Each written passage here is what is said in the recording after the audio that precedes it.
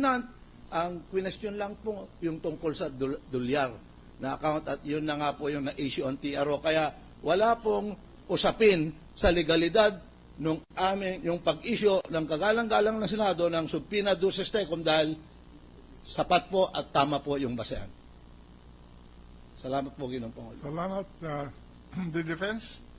Your Honor, please, the gist of the question is whether this article applies in impeachment proceedings, Your Honor.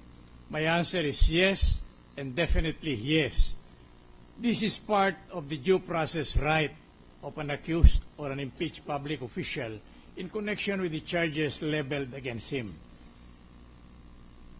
Since the issue involved now is merely the propriety of a subpoena issued by this Honorable Court to compel the production of various documents, Your Honor, enumerated in the subpoena, it is akin or similar to a general warrant, Your Honor. And if it is akin to a general warrant, then any and all proceedings in connection therewith must be considered against the right of the impeached public official to due process. Why do we say so, Your Honor? Because the right of an accused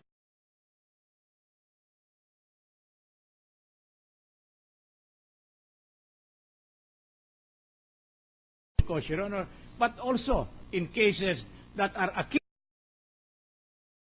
or right, Your Honor. A general warrant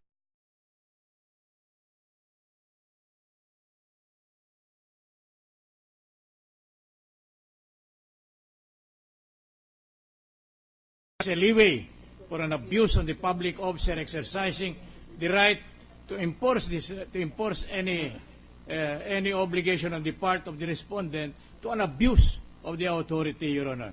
Here, for instance, and may we be allowed to quote the subpoena, Your Honor, it refers to various documents, current accounts, time deposits, certificates of deposit, settlement account, investment management, trust account, unit investment trust funds, mutual funds, or any and all financial instruments offered by the Bank of Philippine Islands, Ayala branch, in the name of the Chief Justice.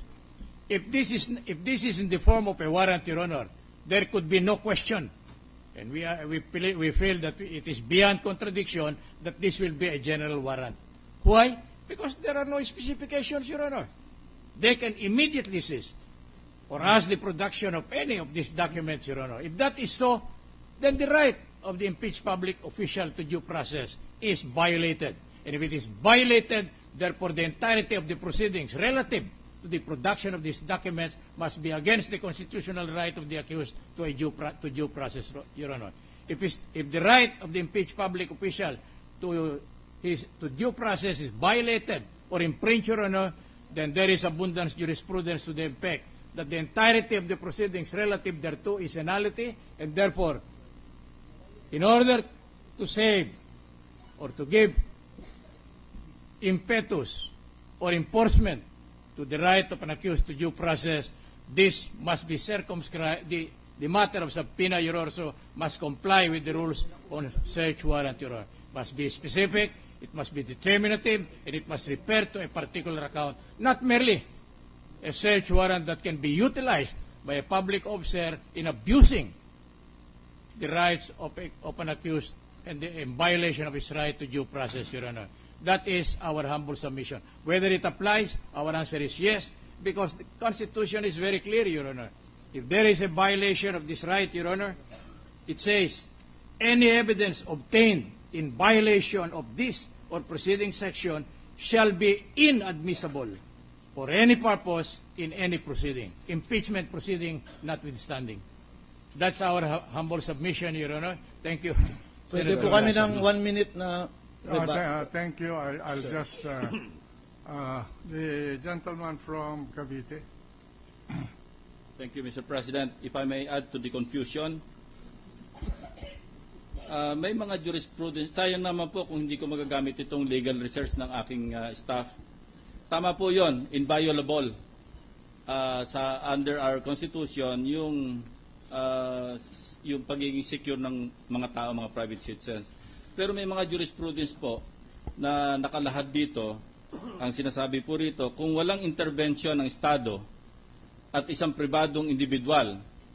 I will start my short manifestation and end it with a question. Dahil po medyo na-confuse din po ako dahil magkabilang panig, magkaiba yung position, pareho ko yung magagaling na abogado. Salamat po. Ang sinasabi po rito sa People versus Andre Marti, no?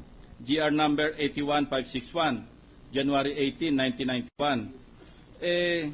Minention pa rito yung 4th Amendment ng Estados Unidos. At hinalimbawa yung isang security guard or parking attendant na illegally sinerch na yung kotse na nakapark sa kanyang binabantayan na area at nakakita siya ng marijuana.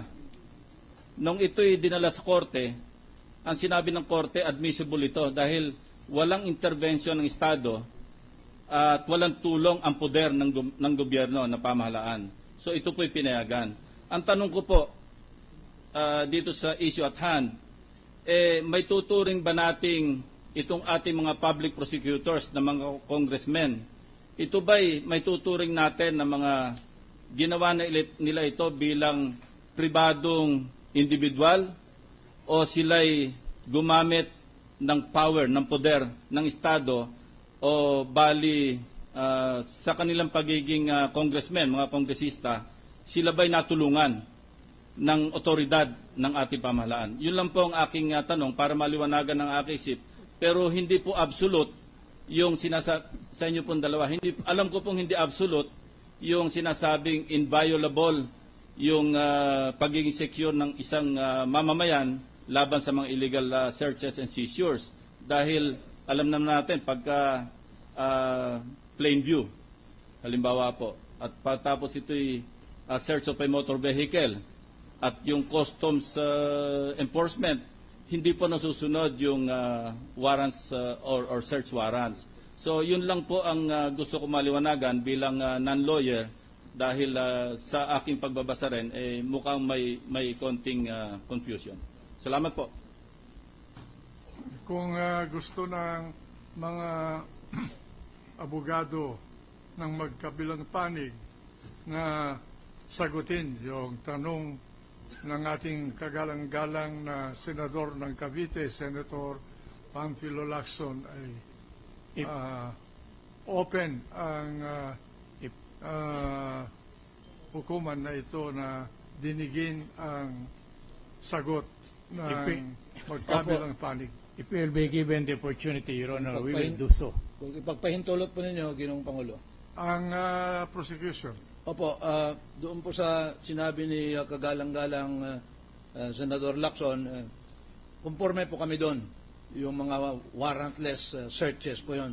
Pero dito po ay nag-issue po mismo ang Senado ng subpina. So maliwanag po ito, nakapangyarihan ng Senado ang mag-issue ng subpina. At nung in-issue po yung subpina, very particular po, hindi po general subpina ito dahil pirmado po ng Ginoong Pangulo po ito. Subpina ad testificandum ad duces tecum dated February 6. Napakaliwanag po dito. Sabi po dito, to bring with you the original and certified true copies of the opening documents for the following bank accounts. Numbers 1, 2, 3, 4, 10 accounts po. In the name of Renato C. Corona and the bank statements showing the year-end balances for the said accounts as of December 31, 2007, 2008, 2009, 2010. Ang pinagbabawal po ay yung, sabi po nga ni Justice Cuevas, yung pangkalahatan po na warrant na kung ano-ano na lang ang padadala mo dyan at bahala ka nang magkalap doon o ano. Dito po napaka-specified po napakaliwanag po. Kaya it conforms with the constitutional mandate that the warrant or the search warrant should describe with particularity. Ang liwanag po.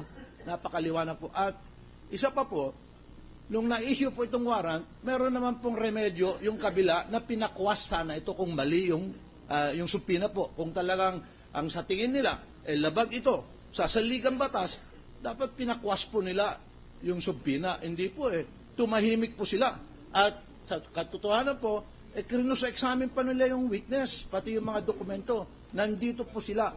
At ang ating jurisprudence po, yung pagkakamali ng abogado, talagang the client is bound